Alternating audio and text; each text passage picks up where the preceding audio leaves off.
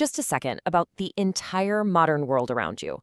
You know, the cities, technology, your career, literally the very fabric of how we interact with one another. Well, believe it or not, all of it traces back to one fundamental shift in human behavior. Welcome to The Explainer. Today, we're checking the massive domino effect that basically built civilization as we know it. Let's get right into it. Let's starkly contrast two entirely different eras of human existence. For a really vast stretch of history, food gathering was literally the only way to survive. We're talking about a constant, day-to-day wandering that was entirely dependent on whatever nature happened to provide at that exact moment. But then came this monumental leap: food production. Humanity stopped chasing its food and actually started creating it. Now, it sounds super simple to our modern ears, right?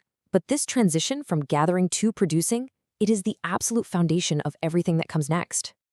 We call this ultimate tipping point the Neolithic Revolution. Formally, it's defined quite simply as the important change in human life from food gathering to food production. But hey, do not let the simplicity of that sentence fool you. When human beings finally figured out how to domesticate plants and animals and actually deliberately produce their own sustenance, it fundamentally altered the trajectory of society. It really wasn't just a change in diet. It was a total, ground-up restructuring of human existence. Our source material lays out an incredibly clear chain of cause and effect for this era. It breaks down how a really simple change in the way early humans got their meals quite literally birthed the economic and social structures that we still recognize today. So let's unpack this logic step by step and trace the exact sequence of events that pushed humanity out of the wilderness and right into the modern age. Here is the first domino: stability and surplus. Okay, so once early humans mastered agriculture and domesticated plants and animals, they immediately unlocked something completely new: a stable food supply.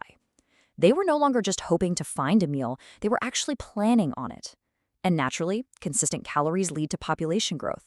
Communities started expanding rapidly. But here is where the real magic happens. For the very first time, humanity had leftovers.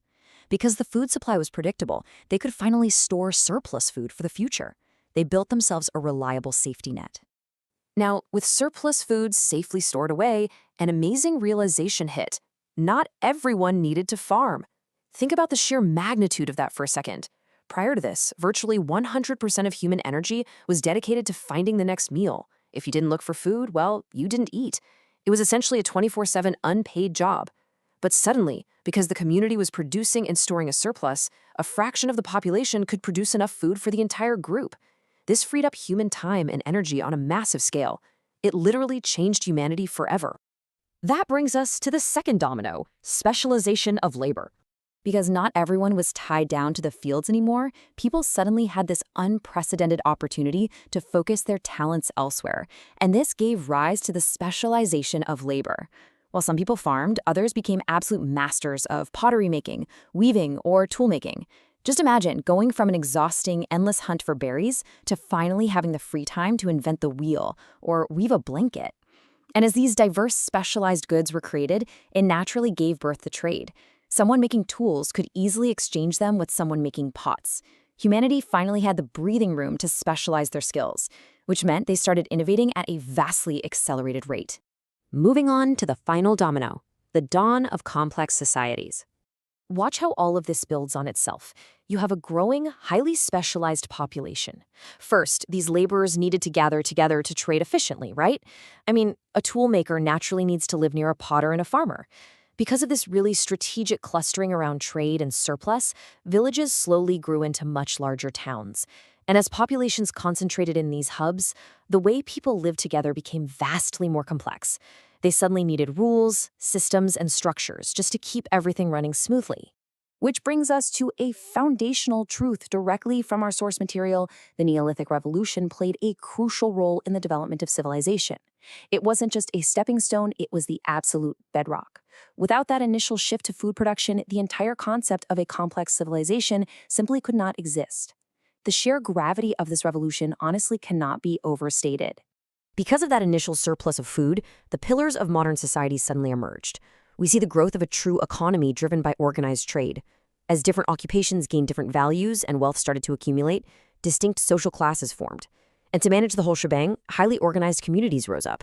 Every single one of these pillars was built entirely on the foundation of agriculture.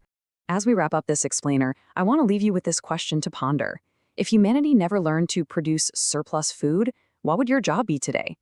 The reality is, if ancient humans hadn't figured out how to domesticate plants and store a surplus, the specialized labor market wouldn't even exist. You wouldn't be an accountant, an artist, a programmer, or a teacher. We would all still be gatherers, dedicating our entire day to just finding our next meal. Your daily life, your career, and the community you live in are the direct, unbroken result of ancient farmers deciding to settle down and plant a seed. Thanks so much for joining me to explore the profound impact of the Neolithic Revolution. Keep questioning and keep learning.